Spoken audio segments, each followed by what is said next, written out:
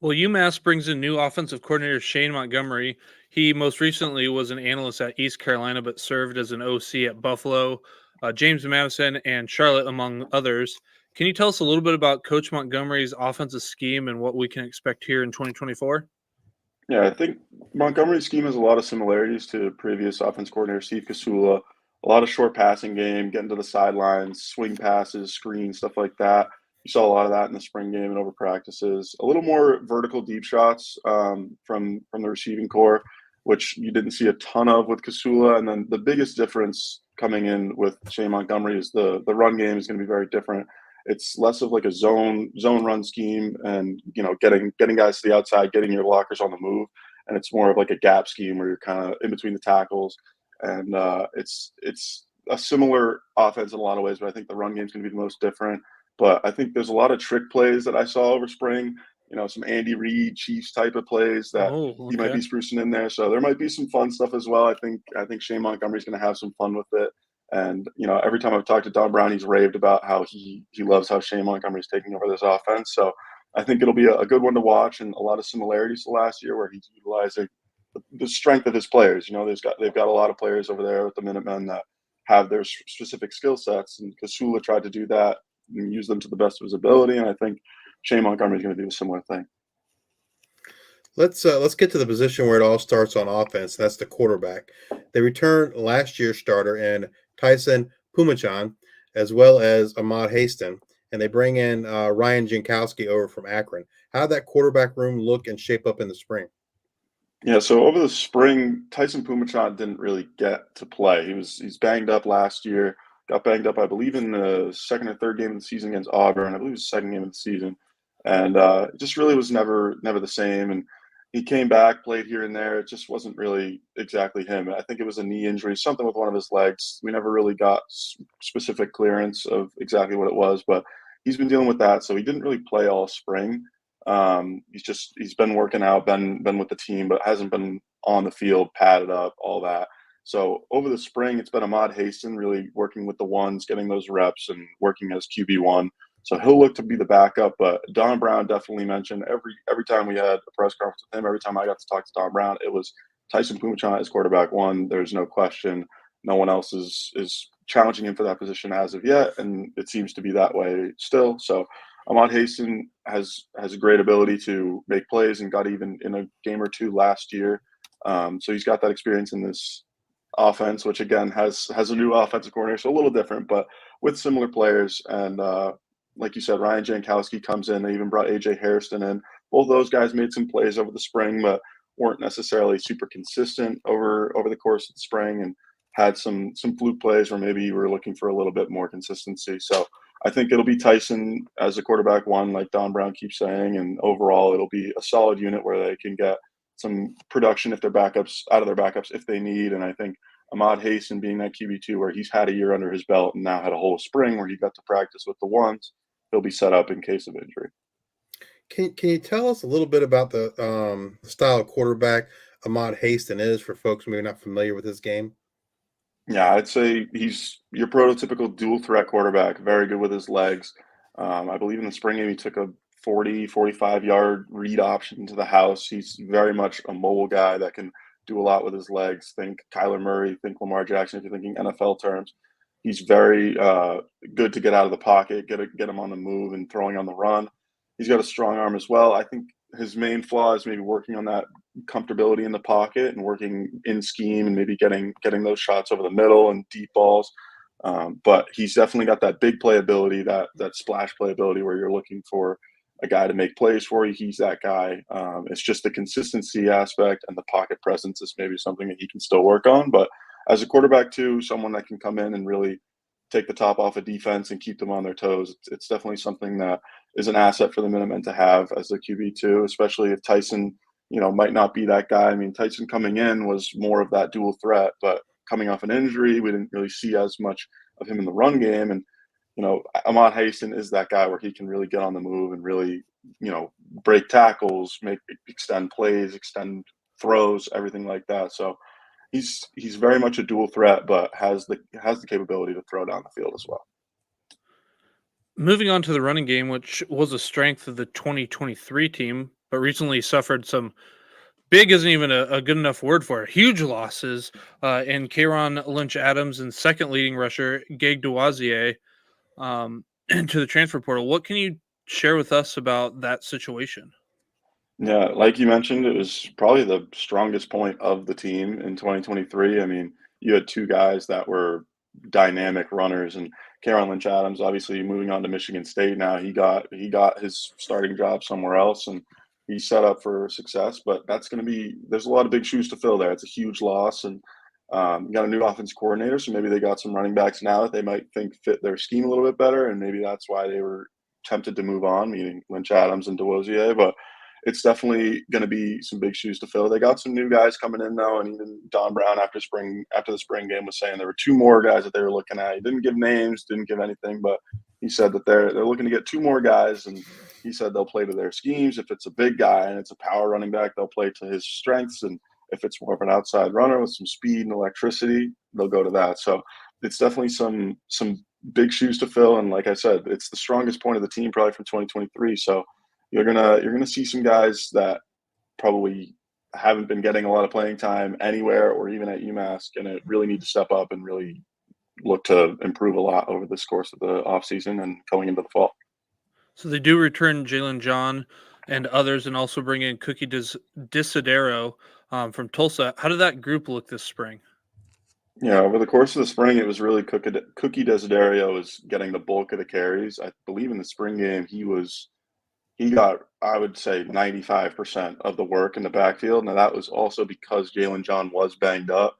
I'm not sure if he'll be all set for the fall. I would think so. He was on the sideline, I believe, for the game, and he might have gotten a snap or two, but it was the Cookie show over the spring game. He was definitely playing a lot. He, in my opinion, wasn't really showing too much. It was hard, going from Kayron Lynch-Adams and Greg Duazier to watching Cookie, who wasn't really showing as much as a runner, in my opinion. I think it was, it's a spring game. It's hard to tell a lot, but I think there were a lot of plays where I was thinking, if they had those other two guys, something more might have happened there. So it's going to be interesting seeing who kind of takes over the backfield when the guys do get healthy. But Cookie definitely was the main rusher over the spring, and especially in the spring game, got 95% of the carries. And I even remember they had some defensive players in at running back because the running back room has been banged up. So like I said, there's two more guys that Don Brown was saying that they're looking at right now and maybe going to bring in. So there's definitely some new guys that could be added to that room. But right now it's definitely a question mark for the Minutemen as to who's going to lead that backfield going into the fall. The passing game gets a boost with leading receiver Anthony Simpson returning, but they do lose George Johnson III, Mark Pope, and others. They bring in some help from the transfer portal and Frank Ladson Jr. coming from Miami, formerly Clemson, Keyshawn Brown from Duquesne, Sterling Galbin from Jacksonville State, and Jacoby James from Eastern Washington. How did the wide receivers look in the spring? Yeah, like you hit it right on the head. Anthony Simpson's going to be huge for this offense, especially with the question marks in the running game. Anthony Simpson almost 1,000 all-purpose yards last year. I believe he's right around 900 something. So he's going to be huge to keep. Leading receiver from last year, and they got, like you said, a lot of guys to replace some talent there. And that Shane Montgomery offense is going to have some new threats. And I think we didn't see Frank Ladson, but I think he's going to be up there with the starting receivers. He's got really good size.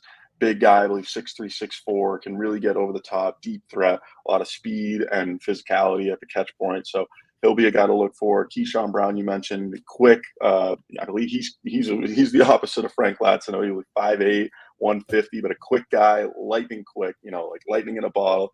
Get him the ball, short passing game, let him run. He'll probably be in the slot most of the time, but we'll see. Jaquan Gibson, who's a sophomore, has been showing out. I think last spring he had a pretty good spring, and then this spring maybe even better. He'll definitely be in the rotation there, solid at all levels of route running. Shane Robles had probably the catch of the spring game, I would say. He's coming out of Amherst High School, so right down the road, and not a name that a lot of people know about, but made a catch, I believe it was back left pylon on a fade that he just completely destroyed, mossed his defender. It was quite a catch. So there's a lot of guys in there, and Jacoby Keeney James, yards after catch guy. There's a lot of guys that they'll spruce in there. It's hard to tell who's going to be exactly the leading receiver other than Simpson, but like you said, Simpson is going to be that guy that the defenses really have to worry about going into 2024. Who other than Simpson, who do you think will join Simpson in the starting lineup? I realize it's early, but if you had to project the starting lineup now for the receivers, who would that be?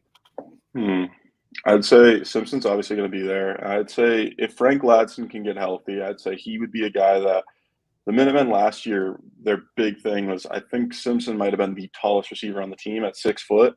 And now you have a deep threat, Frank Ladson, who's going to really be able to change the entire aspect of that offense. And I think he should be in there a good amount. I know he started at Clemson, went to the University of Miami, and you saw a lot of tape of him. I was watching him catch touchdowns from Trevor Lawrence where he was just burning past SEC defensive backs that it was like, okay, this guy can play. So I think if he can get healthy again, we didn't really see him over the spring a lot, but if he can get healthy, he should be in the starting lineup. And then, like I said, Keyshawn Brown is that slot guy, lightning in a bottle. I think get him on swing passes. I mean, Simpson's good at that type of stuff too, but get him on those swing passes, screens, short drags over the middle, and let him run, let him get yards after catch. And then Jaquan Gibson should be in a rotation. But I think those three guys mainly should be your starters, and Jaquan Gibson should be your first guy off the bench in a rotation of a good 4. But like I said, like you said, it's early. There's a lot of guys that could make a splash, and it's hard to really tell, but it should be a good group and one of the strengths of the offense.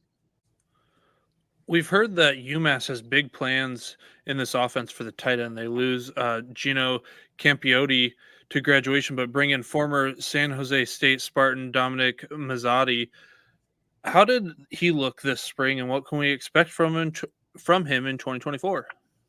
Yeah, Mazzotti's been a fan favorite, I would say. He's very active on the social media. See him a lot on X or Twitter.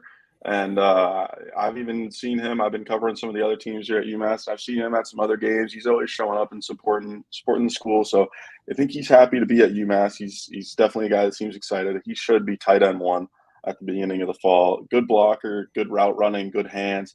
Definitely great hands, I would say. He made one of the best catches of spring practices I saw. It was the first spring practice of the year. He, on the last play of practice, was basically fading back, falling on his back, and just caught one right in the basket of his arm, falling backwards on the ground with the defensive back right on him.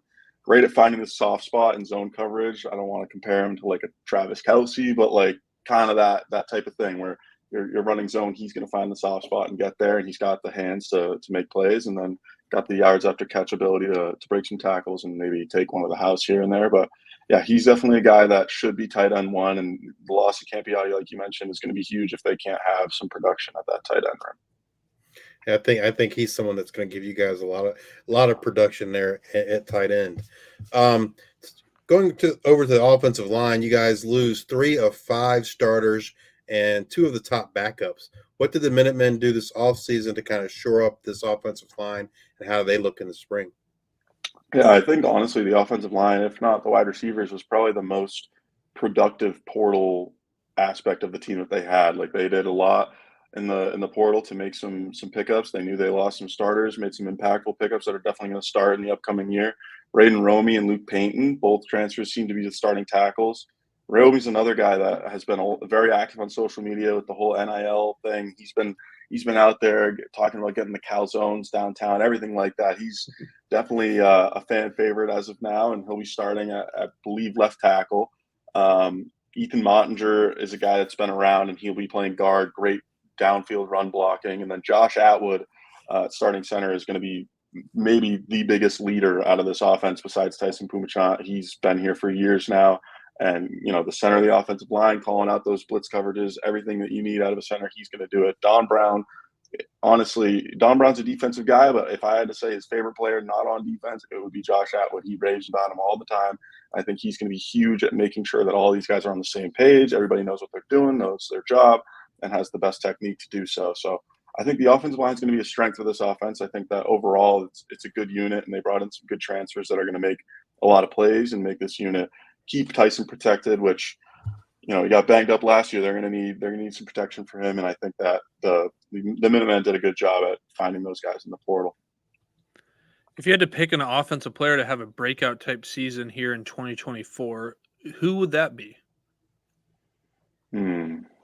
I think the obvious one would be Anthony Simpson, but I'd say breakout type season, I got to go with Frank Ladson. I think I mentioned him earlier. That size and speed combo is just something that the Minutemen haven't had in the past couple of years, and it's going to open up their offense, I believe. Now, he's been dealing with those nagging injuries, as I've mentioned, so it all relies on him getting healthy. But if he can be healthy, the tape and the film shows that he can really get over the top and really just keep defenses honest. And they're going to need to possibly double team him, and which leaves other players open. And I think he's going to be huge for this offense to really open it up and create more play calls that are unlocked basically because of his skill set, which not a lot of receivers on this team have. I think most guys are probably 6 foot or below with, average speed. And this is a guy where he's got the size and speed combo, and he's got that physicality, like I said, at the catch point to make those contested catches. And it's going to be a huge part of this offense if he can be healthy.